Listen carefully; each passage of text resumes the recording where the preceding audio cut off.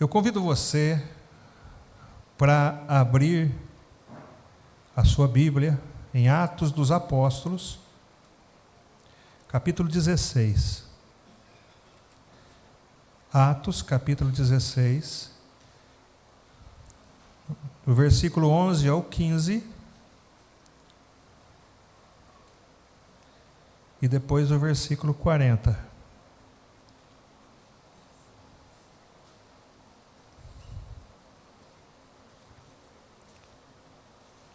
Atos 16, 11 ao 15 e depois o 40. A palavra de Deus diz assim: Tendo, pois, navegado de Troade, seguimos em direitura a Samotrácia, no dia seguinte a Neápolis. E dali a Filipos, cidade da Macedônia, primeira do distrito e colônia. Nesta cidade permanecemos alguns dias. Quando foi sábado, saímos da cidade para junto do rio, onde nos pareceu haver um lugar de oração. E assentando-nos, falamos às mulheres que para ali tinham concorrido. Certa mulher chamada Lídia, da cidade de Tiatira, vendedora de púrpura, temente a Deus, nos escutava. O Senhor lhe abriu o coração para atender às coisas que Paulo dizia. Depois de ser batizada, ela e toda a sua casa, nos rogou dizendo: Se julgais que eu sou fiel ao Senhor, entrai em minha casa, e aí ficai. E nos constrangeu a isso. Versículo 40. Tendo-se retirado do cárcere, dirigiram-se para a casa de Lídia, e vendo os irmãos, os confortaram, e então partiram. Amém. Curva sua cabeça. Senhor nosso Deus e nosso Pai, abrimos, Senhor, a Tua palavra diante do Teu povo. Peço, Senhor, a iluminação. Peço a iluminação a mim e a eles. Usa-me, ó Deus, como instrumento nas Tuas mãos. E nessa noite, fale aos nossos corações. É o que nós te pedimos humildemente. Em nome de Jesus. Amém. Amém. Tem mais um microfone sem fio aí? Tem? Por favor. Eu quero que deixe com o presbítero Éder.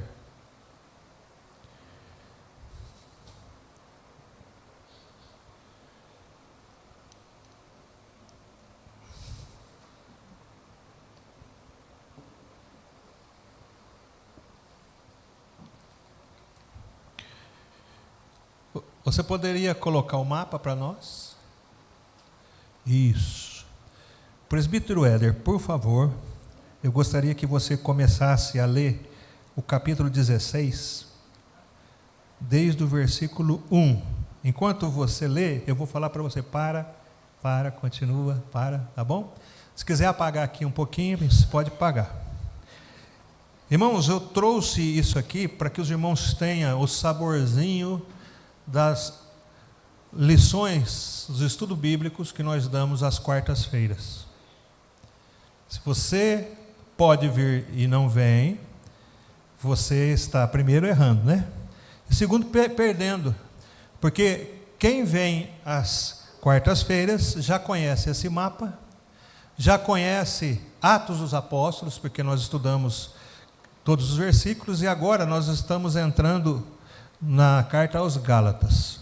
Então, eu quero que vocês me acompanhem aqui. Nós vemos aqui o Egito, aqui a Palestina, tá? Jerusalém está aqui, tá, para vocês terem ideia. Aqui é a Síria, tá vendo? Aqui, aonde chamava-se antes Ásia Menor, é a Turquia, tá bom? Aqui, que chama de Acaia, Macedônia, aqui é a Grécia. Tá bom, meus irmãos? Então, ó, Ásia Menor, Turquia, Síria, Palestina, Egito, Grécia. Aqui, nesse mapa, nós estamos vendo a segunda viagem missionária de Paulo, que é aonde nós acabamos de ler, no capítulo 16. O que é que aconteceu? No capítulo 14, na primeira viagem missionária, Paulo e Barnabé saíram de Antioquia da Síria, passaram aqui em Chipre, entraram bem aqui, ó, na Lícia. Daqui eles subiram a pé, foram até Antioquia da Pisídia, tá vendo? Icônio, Listra e Derbe. Passaram um aperto danado aqui na primeira viagem missionária, muito difícil. Aí depois eles voltaram, colocaram pastores e presbíteros, vieram aqui, pegaram o barco e voltaram. Quando chegaram aqui, tinha um problema sério, porque os judaizantes estavam querendo que os crentes em Cristo agora também se circuncidassem. Então eles vieram aqui em Jerusalém e fizeram o primeiro concílio de Jerusalém. E aqui ficou decidido, com o voto de Tiago, apóstolo, que deveria se abster de coisa sacrificada aos ídolos, do sangue, do sexo fora do casamento e que mais? Tem mais uma coisa, eu esqueci. Então, nesse primeiro concílio, eles saíram daqui e voltaram para Antioquia da Síria, só que agora vai entrar nessa segunda viagem, que é onde nós vamos ler, e dessa vez, ao invés de Paulo e Barnabé, vai sair daqui Paulo e Silas. E agora, ao invés deles irem por água, eles vão por terra. Então, presbítero Éder, começa a ler no versículo 1, e a igreja olha aqui, por favor. Paulo leva consigo a Timóteo, Atos 16, versículo 1. Chegou também a Derbe e a Listra. Derbe e Listra. Olha, ele saiu daqui de Antioquia, chegou em Derbe e Listra. Pode continuar. Havia ali um discípulo chamado Timóteo, filho de uma judia, crente, mas de pai grego. Dele dava um bom testemunho os irmãos em Listra e Icônio. Listra e Icônio, aqui então, Timóteo, ele mora aqui, ele é filho de uma mãe crente, e ele mora nessa região aqui, uma região que Paulo tinha vindo da primeira viagem missionária. E ele dá bom testemunho. Continua, por favor. Versículo 3. Quis Paulo que ele fosse em sua companhia, e por isso circuncidou-o por causa dos judeus daqueles lugares, pois todos sabiam que seu pai era grego. Ao passar pelas cidades, entregavam aos irmãos, para que as observassem as decisões tomadas pelos apóstolos e presbíteros de Jerusalém. Pronto, para um pouquinho. Lembra que teve um concílio em Jerusalém? Pois é, agora eles vieram por aqui passando o resultado desse concílio. Está vendo? Que se abstenha da prostituição, da carne sacrificada aos ídolos e do sangue. Só. Não tenha aí dentro outra ordenança. Ele está passando e deixando essa mensagem aqui. Continua. Versículo 5. Assim, as igrejas eram fortalecidas na fé e, dia a dia, aumentavam em número. A visão em Troade. E percorrendo a região frígio-gálata... Pronto, só um minutinho. Percorrendo a região frígio-gálata, está vendo? Frígia e Gálata. Olha o que é importante notar. Galácia não é uma cidade, é uma região. Bitínia é uma região, Capadócia é uma região, Lícia é uma região, está vendo? Então, Ásia Menor, é uma região. Então está dizendo aí, Frígio Galácio, é isso, irmão? Lê de novo. Frígio-gálata. Frígio-gálata, tá? Então, ele está nessa região aqui, Frígio-gálata. É importante os irmãos que vêm vindo na quarta-feira ver que nós estamos falando aos Gálatas, né? Os Gálatas, então, é Antioquia da Pisídia, Icônio, Listra e Derbe. São essas 4 igrejas que é a carta aos Gálatas. Continua, por favor. E percorrendo a região frígio-gálata, tendo sido impedidos pelo Espírito Santo... Isso, eles queriam ir para Bitínia. Está vendo? Mas o Espírito Santo falou, não vai para Bitínia. Continua. Tendo sido impedidos pelo Espírito Santo de pregar a palavra na Ásia, defrontando Mísia, tentavam ir para Bitínia, mas o Espírito Santo de Jesus não o permitiu. Isso. Então, eles estão em Mísia, tentando ir para Bitínia. O Espírito Santo falou, não. Então, eles vêm para Troade. Continua lendo. Versículo 8. E tendo contornado Mísia, desceram a Troade. Troade, aqui. Continua. Versículo 9. À noite sobreveio a Paulo uma visão, na qual um varão macedônio estava em pé e lhe rogava, dizendo: passa a Macedônia e ajuda-nos. Pronto, só um pouquinho. Ele está aqui na Ásia Menor e aqui está a Macedônia. Ele vê um jovem na sua visão e esse jovem diz para ele: passa para cá, atravessa o mar e vem nos ajudar. Ele está aqui, em Troade, quando ele tem essa visão. Pode continuar. Versículo 10.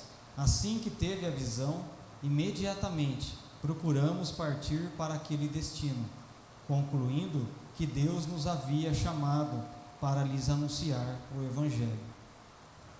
Pode continuar. Paulo em Filipos, Lídia convertida. Tendo, pois, versículo 11, navegado de Troade, seguimos em direitura a Samotrácia. Pronto. Samotrácia é essa ilha aqui, Samotrácia. É essa ilha aqui. Então eles saíram navegando de Troade e em direitura ou em direção a Samotrácia. Continua. A Samotrácia, no dia seguinte, a Neápolis. Neápolis, olha aqui. Neápolis e dali a Filipos. Filipos, Neápolis e Filipos, pertinho. Cidade da Macedônia. Cidade da Macedônia. Primeira do destino e colônia. Aqui, a Polônia. Primeiro, a Polônia. Continua. Nesta cidade permanecemos alguns dias. No sábado, saímos da cidade para junto do rio. Pronto, agora, a partir daí, então, nós vamos entender. Então, note uma coisa aqui. Vocês notaram? Atos dos Apóstolos nos dá toda essa direção para a gente poder entender o que nós estamos falando. Então, se você está estudando com a gente às quartas-feiras, você já está entendendo esse mapa aqui, né? E aí, quando você vai ler a Bíblia, você já vai entender do que Paulo está falando. Eu vou ler Gálatas, aos Gálatas. Já entendi. Aos Gálatas é Antioquia da Psídia, Icônio, Listra e Derbe. Ele está falando essas 4 igrejas. Entendi. Agora entendi. E quando João escreve a Ásia Menor? Ásia Menor, aqui Pérgamo, Tiatira, Esmirna, tá vendo? Éfeso, Mileto, Colossos. Está tudo aqui, Tá vendo que bacana? Ok, mas nós chegamos aqui em Filipos. É isso que vai nos interessar a partir de agora, tá bom? Pode acender aqui, por gentileza. E pode pôr a irmã vestida de púrpura aí. A irmã Lídia. Olha só. A irmã Lídia aí vestida de púrpura.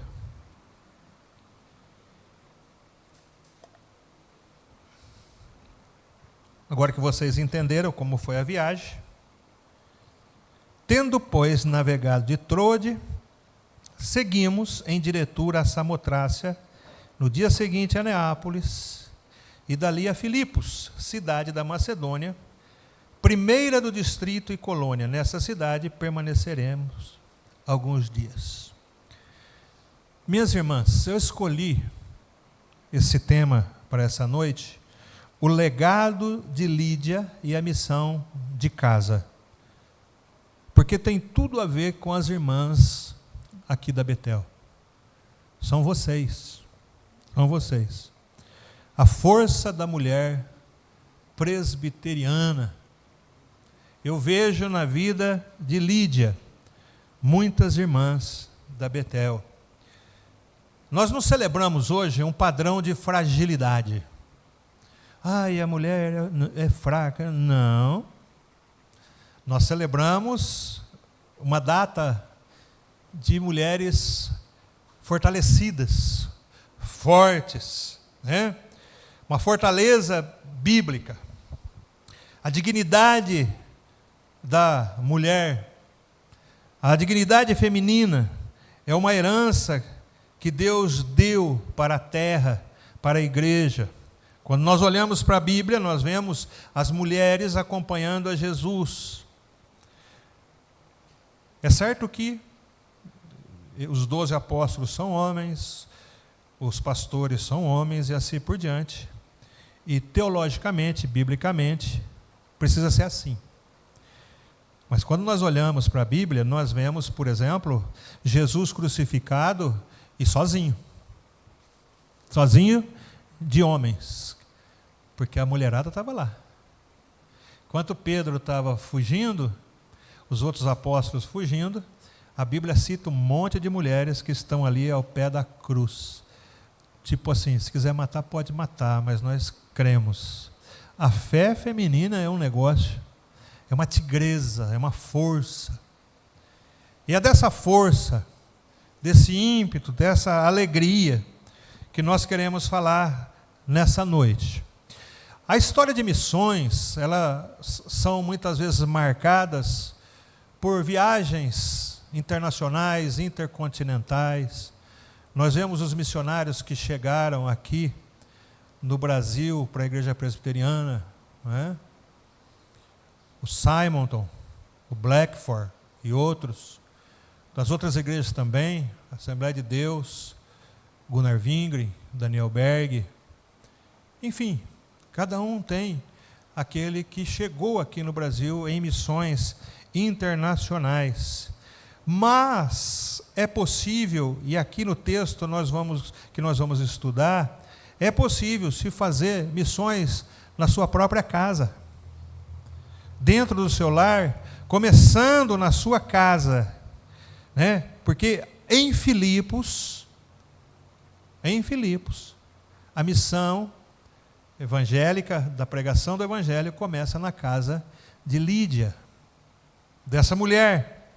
A evangelização da Europa começou não em um templo, não em uma sinagoga, mas numa sala. Em Filipos não tinha templo e não tinha sinagoga.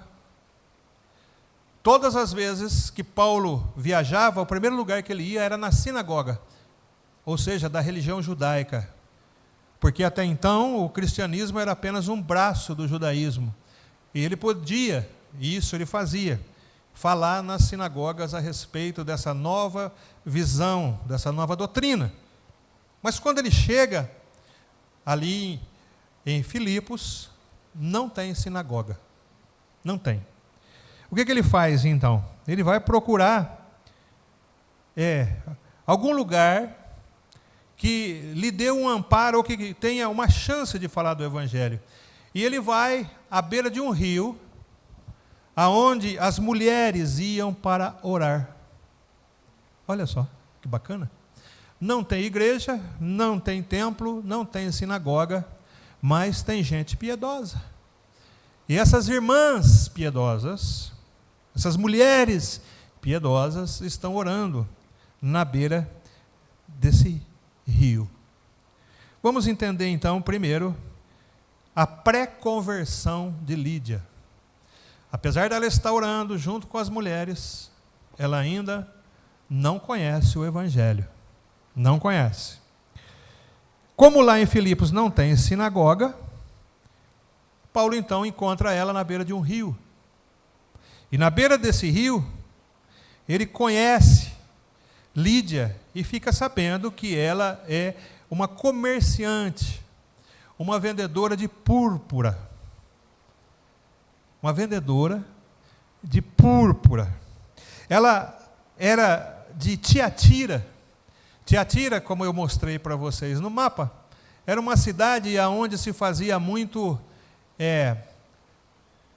tinta, mas não é tinta, aquele pozinho, como é que chama aquilo?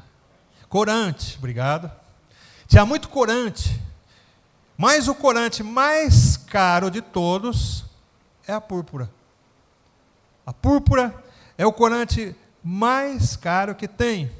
E ela era comerciante de púrpura, que ela aprendeu então a fazer isso na sua cidade, de Tiatira. Quando ela chega em Filipos, ela põe então a sua casa e continua a fazer o trabalho de comercializar a púrpura, esse tingimento. Ela é uma mulher corajosa, porque a Bíblia não fala que ela tinha marido, que ela tinha filhos, não, é ela. Ela é uma mulher corajosa porque ela sai de Tiatira, na Ásia Menor, aonde é a casa dela, onde ela conhece, e ela sobe e vai para Filipos, na Macedônia, ou na Grécia. E nesse lugar em Filipos, é um lugar onde o governo romano colocou ali tropas.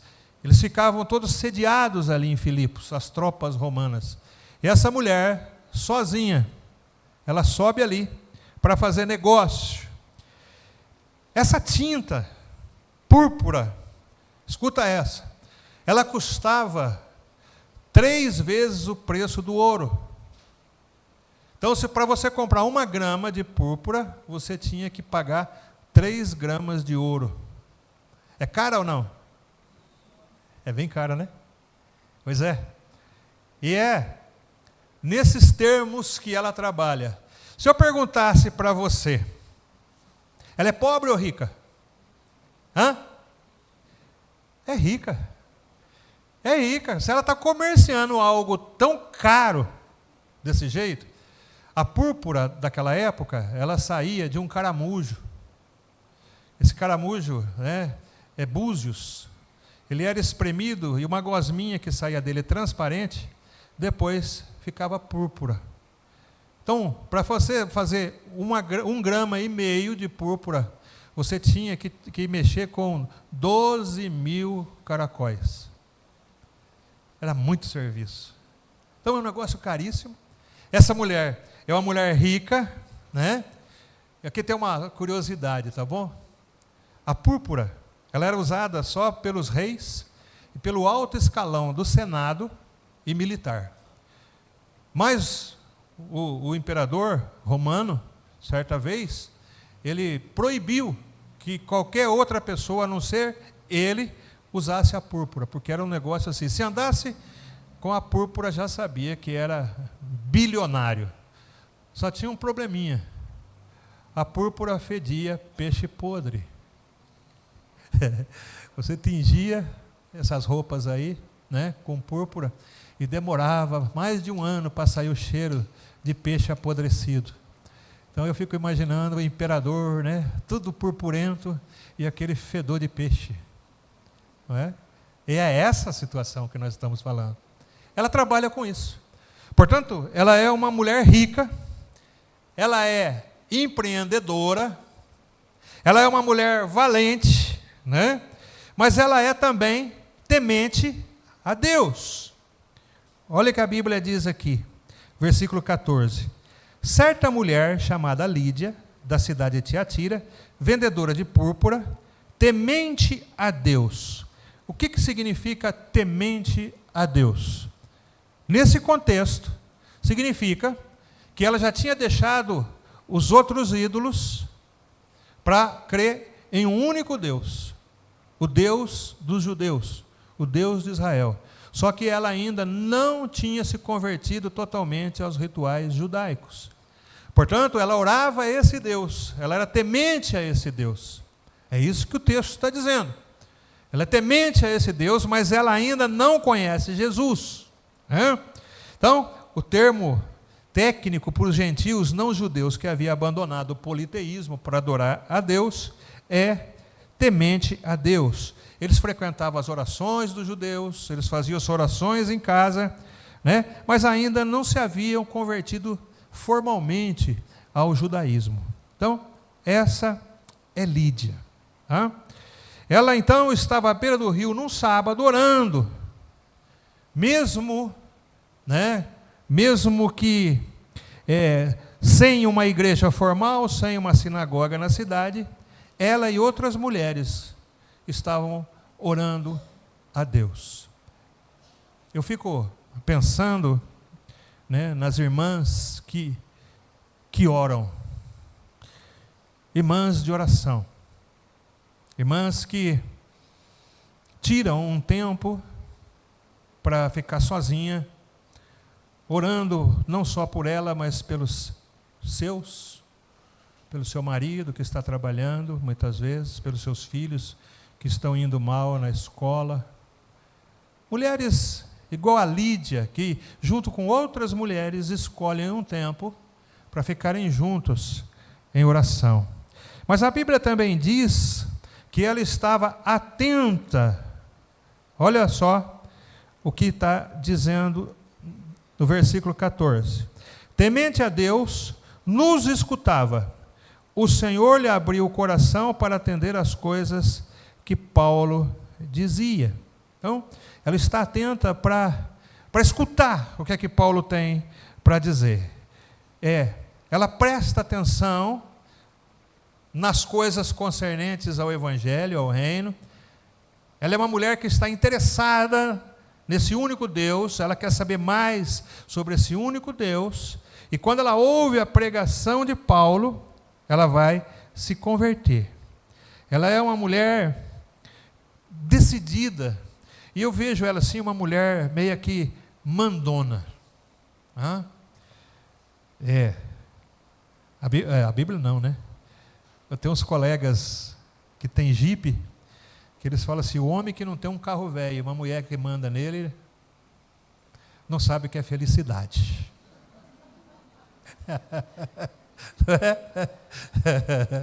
É claro que isso aí é uma piada. Mas eu vejo nessa mulher, uma mulher decidida, persuasiva, ela tinha uma personalidade forte, e uma liderança forte, natural. Por quê? Os apóstolos ficaram constrangidos. Olha o versículo 15.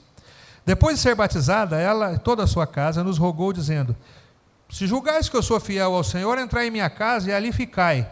E nos constrangeu a isso. Então eu fico imaginando assim, vocês vão embora? Tem comida, tem cama, tem tudo. Eu estou te convidando. Você vai fazer satisfeita? Né? Uma mulher presbiteriana, graças a Deus. A primeira coisa que ela faz, depois de se converter, é colocar a sua casa à disposição do reino de Deus. Então vamos ver se você faz a ligação. Ora, o Evangelho ainda não havia chegado na Europa. Filipos fica na Europa. Paulo chega em Filipos, lá não tinha sinagoga, lá não tinha igreja, as mulheres estão reunidas ali orando, não a Jesus, porque elas não conhecem, elas estão orando ao único Deus verdadeiro, porque foi pregado pelos judeus. E aí Paulo vem e ela se converte. Então vamos dizer assim, qual foi a primeira mulher, a primeira pessoa que se converteu na Europa? Quem? Lídia. A Europa depois vai ser totalmente tomada pelo Evangelho de Cristo. Mas a primeira mulher que fez a base missionária na Europa foi Lídia. Quando nós olhamos para a história, nós vemos algumas mulheres que fizeram coisas grandes. Mulheres que deixaram tudo para trás, algumas delas não se casaram muitas vezes, para poder servir ao Senhor, para poder trazer o Evangelho. Essas mulheres ao longo do tempo copiaram a Lídia. Mas o que eu queria enfatizar nessa noite é que a missão começa na casa dessa mulher que ora. A missão começa na casa aonde a palavra de Deus entrou no coração dela, e agora essa casa é aberta, e a partir de agora aquela casa passa a ser um celeiro da semente do Evangelho para a Europa. Paulo agora tem um ponto de partida ali para poder pregar na Europa. Então aqui foi a pré-conversão. Vamos na conversão dela agora. A Bíblia diz então que o Senhor abriu o coração dela. O Senhor tocou no seu coração. Missões começam quando você lendo a palavra de Deus, ou ouvindo uma pregação, começa a queimar dentro de você aquela vontade, sabe? Começa a queimar na sua alma. Quando fala de missão, fala, puxa vida, como eu queria. Quando fala de missão, você fala assim, não, isso aí é para mim. Eu sei que eu estou trabalhando, eu sei, mas isso aí é para mim. Foi esse sentimento aqui que Deus colocou no coração dela, viu? O Evangelho chegou a você, você foi renovada pelo Evangelho, porque o Evangelho é o poder de Deus. Mas agora, você vai fazer da sua casa um celeiro dessa palavra, para que outras pessoas também saiam da sua vida de pecado e venham gozar do privilégio, da alegria, dessa fé em Jesus Cristo. E ela faz isso. Então a missão começa ali onde Deus primeiro abriu o coração e agora ela abre a sua casa. Note uma coisa, como Lídia, ela é uma líder. Quando a Bíblia fala aqui da sua casa, olha o que ela diz aqui, ó. Depois de ser batizada ela e toda a sua casa, risca aí na sua Bíblia, sua casa, nos rogou dizendo, se julgais que eu sou fiel ao Senhor, entrai em minha casa e ali ficai. E nos constrangeu a isso. A casa aqui tem uma conotação de lar, de um ambiente fechado. A palavra grega aqui é oikos, que significa assim, eu e os meus dependentes. Oikos é o lugar onde estou eu e aqueles que dependem de mim. Então, se fosse para mim, alguns anos atrás, o meu oikos era a minha casa, onde a minha mulher e os meus 2 filhos dependiam de mim, para crescer, para se desenvolver. Quando a palavra aqui é usada oikos, então nós sabemos, pelo original, que Lídia era aquela que supria a necessidade dela e das pessoas que moravam com ela, ou seja, seus funcionários, seus escravos, seus parentes. E quando ela ouviu a palavra de Deus, ela não falou assim, bom, se a minha sobrinha quiser receber a Cristo, recebe, mas isso depende dela, depende dela. Se o meu tio que mora comigo quiser, se os meus funcionários, meus escravos quiserem, o Paulo prega para eles lá, se eles não quiserem, o problema é deles. Não foi isso que aconteceu. Ela se converteu, chamou a turma e falou assim, todos nós aqui agora nós vamos ser crentes. São oikos. Todos aqui agora vai ser crente. E a Bíblia diz que Paulo batizou ela e todos da casa dela. Ela é uma mulher, então, que tem uma liderança. Ela tem uma independência financeira. Ela deve ser viúva ou solteira, nós não sabemos, mas era uma mulher bem-sucedida dentro dos domínios romanos. E Deus escolhe pessoas estratégicas também para levar a palavra de Deus. Eu não tenho dúvida nenhuma, que se a gente tem esse chamado dentro da gente, se isso queima dentro da gente, se isso queima no nosso coração, mas nós mudamos de assunto, nós começamos a pensar nas coisas terrenas e o que nós temos que fazer, essa chama apaga e Deus chama outro. Deus chama outra pessoa e você perde o privilégio de ser usado por Deus, você e a sua casa. Tem um poema que bem engraçado que diz assim, quando eu sinto uma vontade louca de trabalhar, eu procuro um cantinho e fico quietinho, esperando a vontade passar. Traduzindo para nós, seria assim, quando Deus toca meu coração, e eu fico com vontade de fazer missão, eu procuro um cantinho e mudo minha cabeça, esperando a vontade passar. Eu vou dizer um negócio para você, se é esse o caso de alguém, você está perdendo a grande oportunidade de prosperar espiritualmente e financeiramente. Porque Deus não deve nada para ninguém. Nada. Quando você abre a mão e o coração, a Bíblia nos diz que você está na graça de Deus. Muitas vezes nós trabalhamos e não prosperamos. Por quê? Porque o Salmo diz: inútil vos será levantar de madrugada e deitar tarde. Porque Deus dá a prosperidade para os filhos enquanto eles dormem. A bênção de Deus está conosco até no nosso sono. Não precisa trabalhar demais. Não precisa. Escuta, ela é uma mulher empreendedora, mas ela tem um tempo para orar.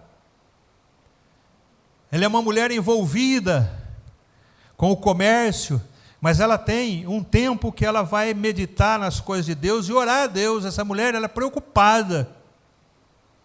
Ela é preocupada. Então, deixa eu falar para você. Se você é ocupado com o seu trabalho, a tal ponto que você não consegue falar a palavra de Deus, meditar, ou até mesmo abrir a tua casa para a pregação do Evangelho, você está trabalhando demais. Agora eu vou falar uma coisa que vai doer mais ainda. Se você trabalha e só tem tempo para fazer exercício, para de fazer exercício, buscar primeiro o reino de Deus. Se você trabalha tanto, mais tanto, que você depois quer aliviar a sua alma assistindo uma série, se você só tem esse tempo sobrando, para de assistir série e vai pregar a palavra de Deus. Buscar primeiro o reino de Deus e a sua vontade, a sua palavra. E todas as outras coisas serão acrescentadas. Eu quero dizer que quem não se debruça em cima da palavra de Deus e pensando em quem pode ganhar para Jesus, igual essa mulher fez, está em falta diante de Deus. Não substitua as coisas de Deus por nada. Ok? Lídia entendeu que a sua influência como líder daquela casa, daquele oikos, era uma ferramenta de Deus. Ela não guardou a salvação para si. Ela compartilhou com quem dividia o teto com ela, com quem estava debaixo do seu teto. Então veja só, o mundo europeu alcançado na época nasceu do fervor do coração de uma mulher como você, como a minha esposa, como as mulheres presbiterianas. A Lídia era presbiteriana, uma mulher preocupada em ganhar alma, preocupada em dividir, né, aquela bênção que ela tinha alcançado. É ou não é? Ela brilhou, seus olhos brilharam, seu coração abriu quando ela recebe a Cristo como Salvador. E a pergunta que eu faço para você, para aplicar esse texto, é a seguinte: quem mora com você percebe o brilho da sua salvação? Quem está ao teu redor, na vizinhança, consegue perceber que você é um crente cheio do Espírito Santo? Pois é. Aqui no caso dela, isso ficou muito claro, porque ela se importava. E aí, ela se converteu. O terceiro ponto agora era pré-conversão, agora é conversão. Agora, a porta é aberta para os obreiros. Ela abre a casa agora como um ponto estratégico, lá na Europa, para que o Evangelho seja pregado. Então, Lídia transforma a sua casa em uma base de apoio para o reino de Deus. Então, vamos lá. Ela faz um convite que soa como um desafio para os apóstolos. Se julgais que sou fiel ao Senhor, entrai e ficai. Ela constrange os missionários a aceitarem a sua hospitalidade. Agora, Lídia usa a sua prosperidade. Se ela é rica, se ela mora numa casa que tem funcionários, que tem pessoas que dependem dela, a casa dela é pequena ou é grande? Grande. Se ela tem uma casa grande e se ela é rica, ela pode, por exemplo, dar de comer a esses missionários, deixar eles posarem ali, que não vai fazer nenhuma diferença. Porém, eu vou mostrar agora evidências para vocês.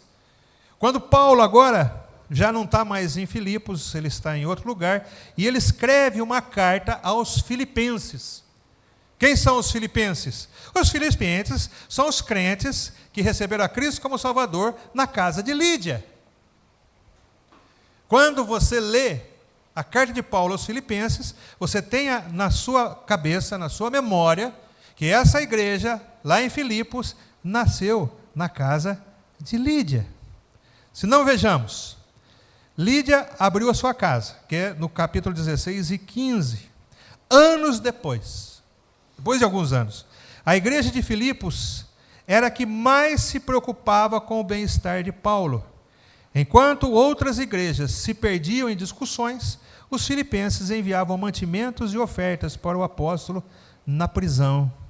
Note que esse cuidado que Lídia teve com Paulo, ela continua tendo ainda, mesmo com ele estando longe. Isso é típico de uma mulher cristã.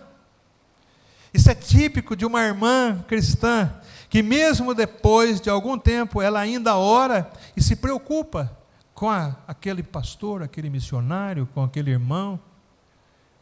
Eu estava na casa de uma irmã, e ela estava com câncer, a irmã Odete, ela estava com câncer, e eu fui conversar com ela, e falando, ela falou assim para mim, como eu tenho saudade do tempo que o reverendo Hernandes Dias Lopes posava na minha casa.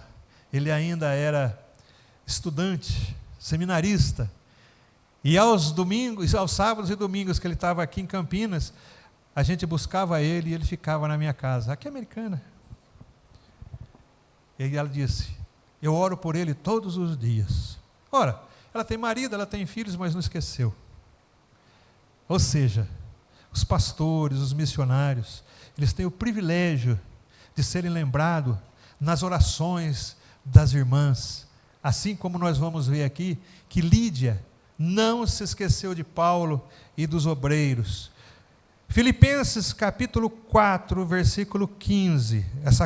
Por favor, coloca na tela. Paulo escrevendo então a essa igreja que nasceu na casa de Lídia, ele diz o seguinte, 4 e 15. E 15? Isso. Olha o que ele escreve. Ele não está mais lá, já passou por lá, a igreja já se formou. Olha o que ele escreve.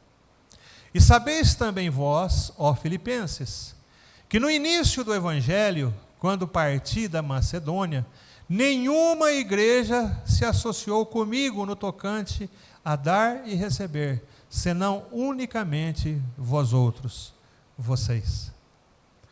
Olha que igreja maravilhosa que nasceu, com a influência de Lídia. Mesmo Paulo estando longe, ela está preocupada. E os filipenses, ou seja, os crentes que nasceram na sala dela, mantêm Paulo. Enquanto a igreja de Corinto está discutindo quem nasceu primeiro, o ovo ou a galinha, enquanto eles estão brigando, eu sou de Paulo, eu sou de Apolo, eu sou de Jesus, eu sou de Pedro, a igreja filipense, a igreja de Filipos, ela está ajudando financeiramente a Paulo. Paulo vai reclamar depois, quando ele está falando aos corintianos, aos coríntios, ele vai fala assim, vocês não me ajudam em nada, mas a igreja da Macedônia, lá de cima, né? A igreja de Filipos me ajuda. Lídia então ensinou àquela comunidade que crer no Evangelho é também investir no Evangelho. O lucro da vendedora de púrpura tornou-se um combustível das viagens missionárias de Paulo. Ela não só fazia missão na sua casa, como também ela fazia missão internacional. O espírito hospitaleiro e uma liderança feminina molda uma igreja acolhedora. Isso eu tenho visto aqui. Uma igreja acolhedora. Graças a Deus. A hospitalidade e o ministério missionário, eles andam juntos. Não adianta você pregar Jesus vira as costas e nunca mais dá importância. Não é isso que Lídia está fazendo. Ela recebeu a palavra, ela investe agora para que outros ouçam, e ela cuida dos missionários, ela hospeda.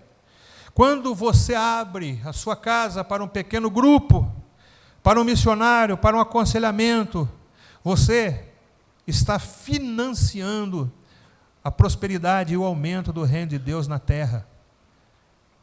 Olha, eu não posso abrir mão financeiramente, não tem problema. Abre tua porta. Abre tua porta. O legado de Lídia e a missão da casa, a sua casa, pode ser um ponto de pregação. Abra a sua casa.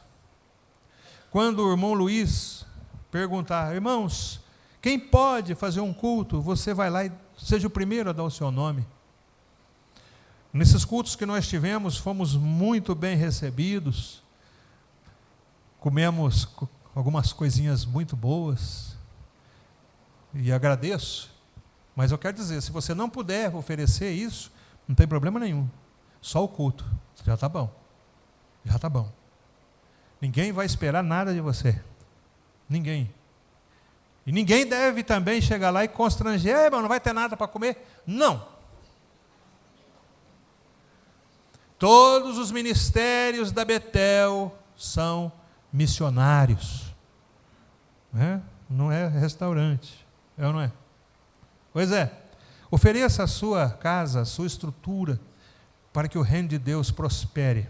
Agora note, seus vizinhos que nunca escutaram, talvez um cântico, vai escutar um violino e os irmãos cantando. Acredite, irmãos, isso toca a alma e o coração. Testemunhos, vários eu já ouvi, que pessoas estavam passando na frente da igreja e quando escutou os hinos da igreja, parou. Sentou na calçada, ficou ali ouvindo, aquele negócio foi entrando na alma dele. Ele entrou na igreja, quando ele entrou na igreja, a palavra falou com ele e ele foi salvo. E essa é a ideia. Esse é o mandato de Jesus. Portas abertas então para a comunidade, versículo 40. Tendo-se retirado do cárcere, então veja só o que vai acontecer aqui. Paulo e Silas, eles vão ser presos, eles vão apanhar, né? E depois eles vão ser soltos. E aí, isso lá em Filipos, isso já em outra oportunidade. Tendo-se retirado do cárcere, dirigiram-se para a casa de Lídia e, vendo os irmãos, os confortaram e então partiram. Ué, mas não era um grupo de mulher? Um grupo de mulheres que oravam? Mas aqui já está falando, os irmãos, ou seja, já tem homem no meio, salvo. Já tem homem salvo. Ou seja, a igreja nasceu, e nasceu forte. Lá encontra os irmãos. O legado, então, de Lídia. O que era a casa de uma vendedora de pó, de corante, tornou-se o berço do cristianismo europeu. A igreja de Filipos, uma das mais generosas do Novo Testamento, nasceu do cuidado e da hospitalidade de Lídia. Por ser uma mulher da Ásia vivendo na Europa, ela serviu como ponte perfeita para o Evangelho. Ela é da Ásia Menor, está na Europa, então todos os irmãos da Ásia Menor que vai para lá, ela agora cuida deles. É o caso de pessoas que saem daqui, vão para os Estados Unidos, para outros lugares, e fica junto com os irmãos, não é? Ela faz essa ponte. Filipos é uma igreja de mulheres protagonistas, porque não foi só a Lídia, teve mais. Abra sua Bíblia, ou melhor, coloca na tela, por favor, Filipenses 4:2. Paulo escrevendo à igreja de Filipos.